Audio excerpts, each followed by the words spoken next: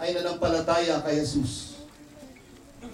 Kung nais natin na makasama ang ating gobernador doon sa langit, kung gusto nating makita muli ang kanyang ngiti, kung gusto nating madama muli ang kanyang yakap, gusto nating marinig muli ang kanyang pananalita, wala tayong ibang dapat gawin sa buhay na ito, kundi ihanda natin ang ating mga sarili at sabihin natin kay Jesus, Panginoon, nananampalataya ako sapagkat sinabi mo, ang sino mang nananampalataya sa iyo, bagamat mamatay, ay muling mabubuhay, katulad ng aming mahal na gobernador.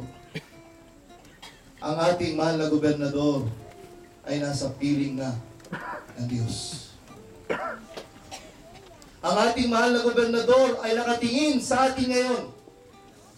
Nakikita niya tayo. Kaya nga po sinamantala ko itong pagkakataong ito, baka hindi ako makapagsalita, itawagan ako mamayang gabi at sabihin sa akin, "O Brad, ba't hindi ka nagsalita?"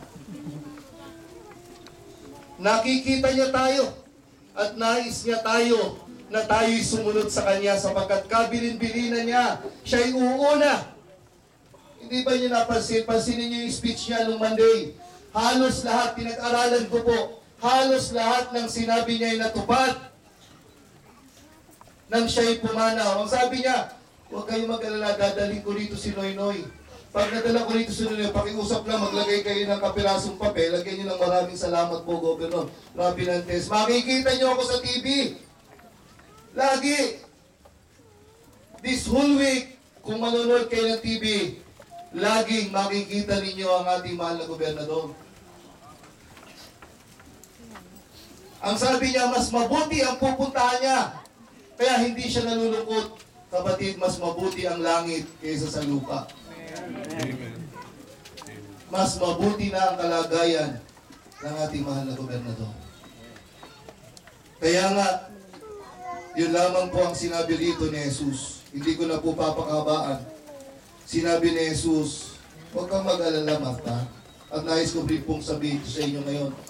Sa mga nagmamahal, tagasunod, nagmamalasakit, kamanggagawa, kasama. Ito ang nais ko sabihin sa inyo, huwag kayong mag-alala. Sapagkat siya'y muling mabubuhay.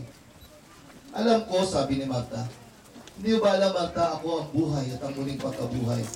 Ang sino mang nananampalataya sa akin, bagamat mamatay, ay muling mabubuhay. Naniniwala ka ba dito, Marta?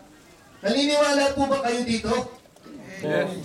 Naniniwala po ba kayo sa sinabi ni Jesus? Yes. Hindi na po reliyon ang pinag-uusapan natin dito, ha? Si Jesus, ang pananampalataya kay Jesus. Kung naniniwala po kayo, magsimula kayong mag-as. Magsimula kayong hanapin ang pananampalataya na totoo sa Diyos. Amen. Kaya nga po, nais ko po, bilang huling handog natin sa Panginoon. Dito po kay Governor. Awitin po natin ang isang awitin.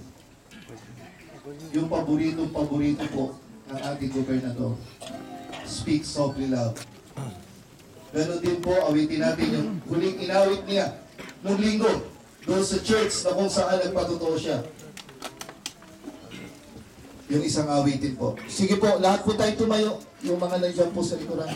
Pagkatapos po ng awitin, hayaan natin na si Ate Beth ay magsalita ng ilang panalitang pasasalamat. Ganon din po ang kanyang anak. Sige po, awitin natin.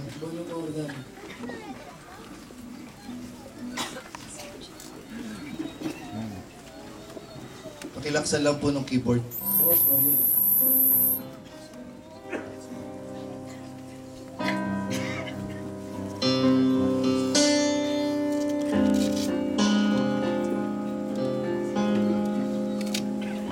Awitin po natin ito para sa ating gobernador.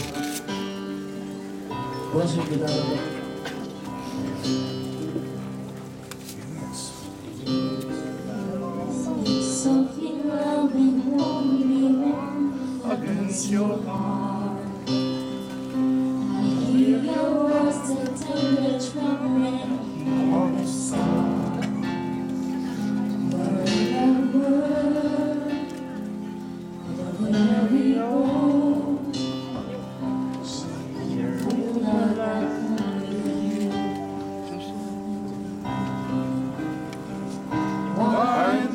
our days, warmed by the sun, with velvet night, when we are gone.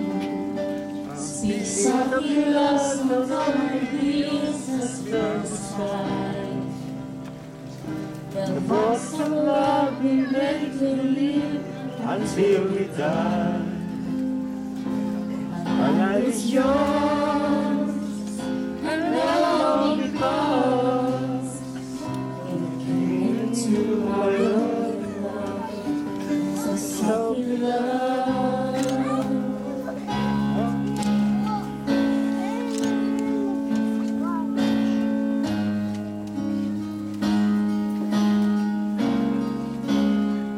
One of the days, warmed by the sun,